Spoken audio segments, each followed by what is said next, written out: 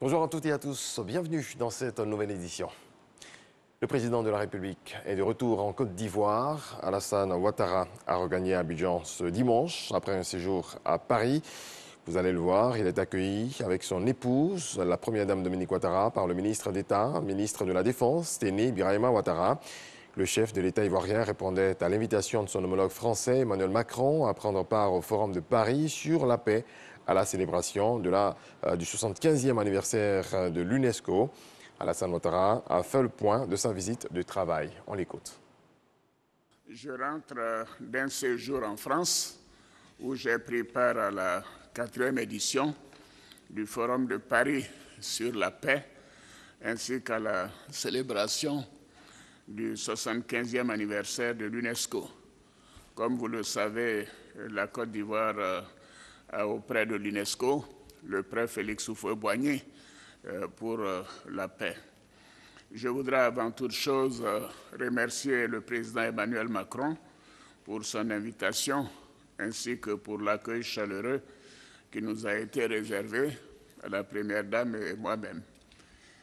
Concernant la 4e édition du Forum de Paris sur la paix, elle avait pour thème réduire les fractures mondiales, la voie d'une meilleure gouvernance en temps de Covid-19. Et évidemment, ce forum avait pour objectif de stimuler une reprise de la croissance économique mondiale plus solide et plus inclusive. Dans ce cadre, nous avons eu des échanges et fait des propositions en vue de trouver des solutions concrètes aux énormes défis posés par la pandémie de Covid-19.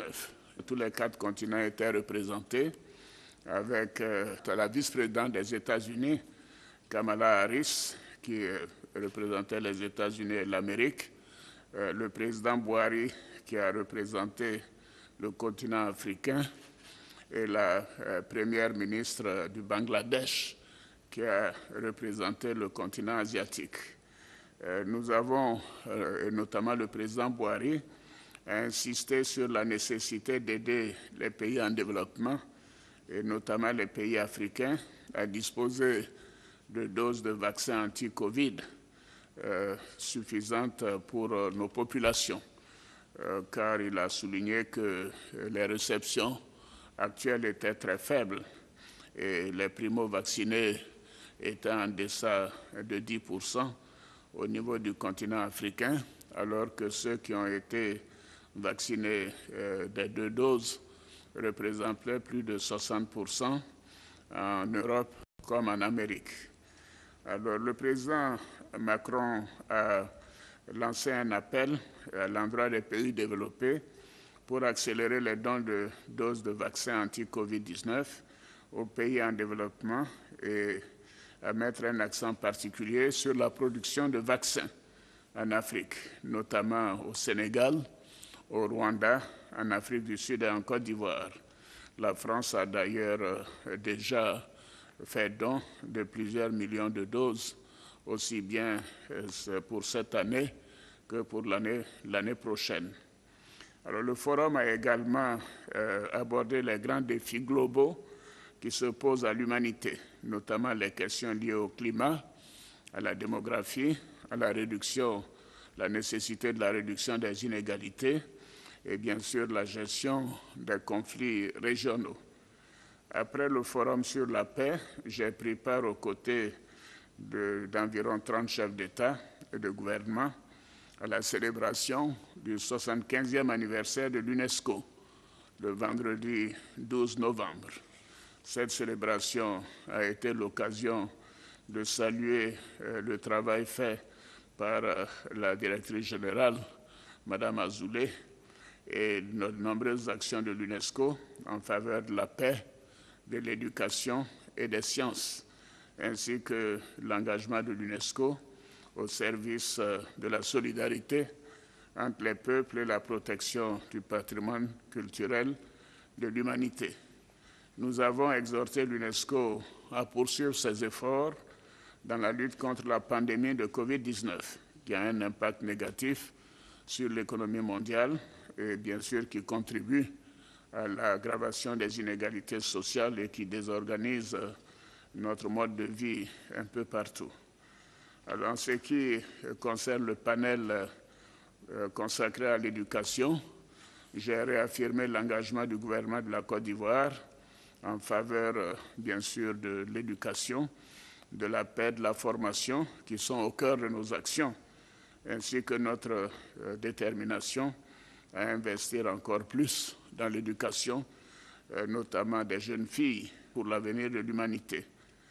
Alors, je dois dire que cela fut une très belle opportunité d'avoir un entretien avec la directrice générale de l'UNESCO concernant le prix Félix Houphouët-Boigny pour la paix qui est auprès de l'UNESCO. Pendant mon séjour en France, j'ai eu aussi un entretien avec la première ministre de Tunisie, Mme Najda Bouden, qui était porteuse d'un message de mon homologue tunisien, le président Kais Saied, qui m'invite à prendre part au sommet de la francophonie qui se tiendra en novembre 2022 à Djerba, ainsi qu'à la 8e conférence internationale de Tokyo sur le développement de l'Afrique, la TICAD 8, qui aura lieu à Tunis en septembre 2022. Nous avons, avec Madame la Première ministre, abordé également les relations bilatérales, notamment la nécessité de renforcer la coopération entre la Côte d'Ivoire et la Tunisie dans les domaines pharmaceutiques, agroalimentaires et sécuritaires. J'ai aussi, pendant mon séjour en France, participé à la cérémonie de présentation des mémoires de feu Béchir Ben Yamed, fondateur du groupe Jeune Afrique. Il s'agit donc d'une autobiographie dans laquelle l'auteur porte un témoignage sur les indépendances des pays africains et dresse les portraits et les entretiens qu'il a eus avec de nombreux dirigeants du continent africain. Au cours de cette cérémonie, bien sûr, nous avons rendu un vibrant hommage au président Ben Yamed, qui était pour moi un aîné et un ami pour non seulement son professionnalisme, mais également son importante contribution au développement de l'Afrique ainsi qu'à l'émancipation de la jeunesse africaine et son attachement à l'évolution démocratique de notre continent. Autre volet de l'actualité, les travaux de construction de la ligne du système de bus à haut niveau de service BRT Yopougon-Béjerville démarre en 2022. Le BRT s'inscrit dans le cadre du projet de mobilité urbaine d'Abidjan qui permettra d'apporter un appui à la SOTRA avec la construction de nouveaux dépôts de bus. Le point de Lanciné Bakayoko. Les travaux de réalisation du couloir rapide de bus BRT devant relier la commune de Yopougon à Béjerville avancent à grande vitesse. Les études techniques d'avant-projet sont bouclées, il ne reste plus que celles des projets détaillés. Quant aux grands travaux, théoriquement, ils débuteront au courant décembre 2022 et devraient être achevés sur la période 2023-2025. C'est un projet qui va permettre, n'est-ce pas, d'avoir accès plus facilement aux infrastructures socio-économiques et donc d'améliorer l'accessibilité, n'est-ce pas, des activités. Pour 2022, le budget annuel alloué à la poursuite de ces projets détaillés est fixé à 13,5 milliards. Le financement global de ce projet, qui va emprunter l'axe du 4e pont sur 20 km, avec pratiquement 21 stations, tourne autour de 315 milliards de francs CFA.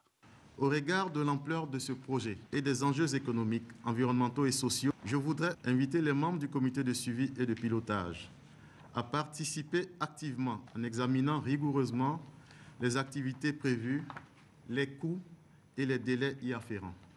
Le projet de mobilité urbaine d'Abidjan, mis en route en 2020, permettra à terme de transporter près de 500 000 usagers quotidiennement. Pour le choix de l'exploitant de la ligne, l'appel d'offres sera également lancé en 2022. Un autre projet, celui-ci dans sa phase active. Les travaux de renforcement de la route côtière initialement prévus s'arrêter à Grand-Biribi vont se prolonger jusqu'à Tabou. Information du maire Julien Clébé aux populations de Djibitois au cours d'une session du conseil municipal. C'est ce que nous apprend Sam Conan. Les travaux de renforcement de la route côtière arrivent bel et bien à Tabou. L'axe Grand Bérébi-Tabou a été finalement pris en compte, alors qu'initialement les travaux devraient s'arrêter à Grand Bérébi. Une information qui réjouit toute la population de Guibétois, avec à sa tête le premier magistrat de la ville. La joie a été encore plus grande quand il nous a annoncé que Tabou bénéficie désormais de plus de 8 km de bitume de voirie. Et la joie que j'exprime, c'est la joie de la population. Merci au président de la République qui fait tout pour ce pays-là et qui n'oublie pas notre département, le département de Tabou. Au cours de la 5e session ordinaire du conseil municipal, où l'information a été donnée à la population, des chèques d'une valeur de 10 millions de francs CFA ont été remis à des femmes et à des jeunes pour des activités génératrices de revenus, dans le cadre de la lutte contre la pauvreté et de l'autonomisation de la femme. 100 tables-bancs ont été remis au cours de cette session ordinaire du conseil municipal de Tabou à des écoles primaires afin de réduire les sureffectifs dans les salles de classe. Dans le reste de l'actualité, en Guadeloupe, la contestation de l'obligation vaccinale des soignants a dégénéré en incendie, en blocage et en pillage. Le gouvernement a envoyé sur place des membres du RAID et du GIGN.